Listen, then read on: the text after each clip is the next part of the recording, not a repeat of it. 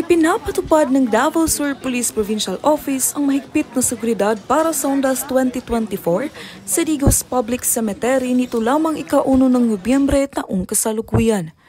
Ayon sa panayam kay Erwin B. Texon, Digos Public Cemetery in charge, labis ang kanilang paghahanda para sa okasyong ito.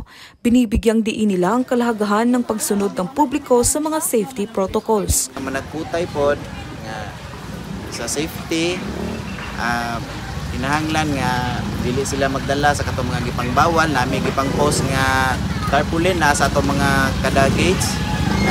Sa katunayan, nakatuon ang mga kapulisan sa pagbibigay ng seguridad sa bawat sementeryo. Nagtayo rin sila ng Police Assistant Desk upang mabilis na matugunan ang anumang problema o sitwasyon sa loob at labas ng sementeryo. Andam na sa Digos Police Station ang seguridad diri karon sa atong kamenteryuhan.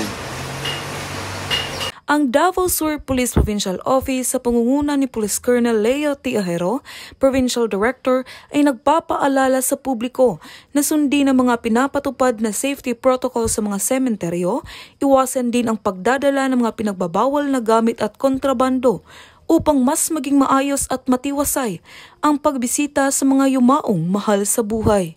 Mula dito sa Digos City Public Cemetery, ako yung PNN Correspondent Patrolwoman Queenie Bates Aringain, alagad ng batas, tagataguyod ng balitang pulis.